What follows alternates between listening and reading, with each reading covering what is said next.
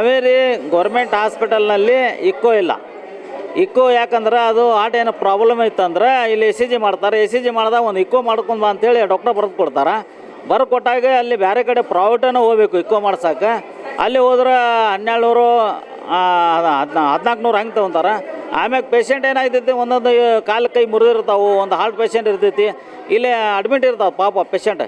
ಇಲ್ಲಿಂದ ಅಲ್ಲಿ ಹೋಯಕ್ಕೆ ಬರೋಂಗಿಲ್ಲ, ಯಾಕಂದ್ರೆ ಅವ್ರು ಆಕ್ಸಿಜನ್ ಹಚ್ಚಿರ್ತಾರೆ ಒಂದೊಂದು ಪೇಷಂಟ್ಗೆ. ಅಲ್ಲಿ ಇಕ್ಕೋ ಮಾಡ್ಕೊಂಡು ಬಾ ಅಂತೇಳಿ ಅಲ್ಲಿ ಕಳಿಸಿದ್ರೆ ಅಂದ್ರೆ ಇಲ್ಲ ಒಂದು ಬೇರೆ ಒಂದು ಪ್ರೌಡ್ ಗಾಡಿ ಮಾಡ್ಕೊಂಡು ಮತ್ತೆ ಇಕ್ಕೋ ಮಾಡೋಕೆ ಅಲ್ಲಿ ಹೋಗ್ಬೇಕು ಪ್ರೈವೇಟ್ ಹಾಸ್ಪಿಟಲ್. ಅಲ್ಲಿಂದ ಇಲ್ಲಿ ಮಾಡ್ಕೊಂಡು ಬರೋಬೇಡ ಅಂದ್ರೆ ಪಾಪ ಅವ್ರದ್ದು 2,500 ರೂಪಾಯಿ ಹೋಗ್ತಾವೆ. ದಯವಿಟ್ಟು ಒಂದು ಇಕ್ಕೋ ಒಂದು ನಮ್ಮ ಗೌರ್ಮೆಂಟ್ ಹಾಸ್ಪಿಟಲ್ನಾಗ ಅದು ಮಾಡಿದ್ರೆ ಒಳ್ಳೆ ಒಂದು ಸುದ್ದಿ ಕೊಡ್ತೈತೆ. ಯಾಕಂದ್ರೆ MRI ಸ್ಕ್ಯಾನಿಂಗಿನ ಅಷ್ಟು ದೊಡ್ಡದವ್ರು ದುಡ್ಡು ಹಾಕಿ ಖರ್ಚು ಮಾಡಿ ತೊಗೊಂಬಂದ್ರಿ.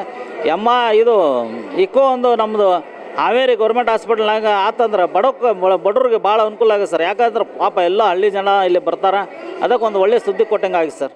ಬರ್ತಕ್ಕಂಥ ಜಿಲ್ಲಾಸ್ಪತ್ರೆ ಇದು. ಇಲ್ಲಿ ಪಾಳೆ ಹಚ್ಚಿ ನಿಂತ್ಕೊಂಡು ಚೀಟಿ ಮಾಡ್ಸೋಕೆ ತುಂಬ ತೊಂದರೆ ಆಗ್ತಿದೆ ಜನರಿಗೆ. ಅದಕ್ಕೆ ಪರ್ಯಾಯ ವ್ಯವಸ್ಥೆ ಏನಾದರೂ ಮಾಡಬೇಕು.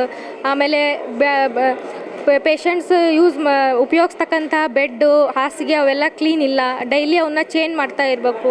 ಶೌಚಾಲಯಗಳು ಅವ್ಯವಸ್ಥಿತವಾಗಿದ್ದಾವೆ. ಅಲ್ಲಿ ನೀರು ಸಮಸ್ಯೆ ಆಗ್ತಾ ಇದೆ. ಹೈಜೆನಿಕ್ಕಾಗಿ ಇಲ್ಲ.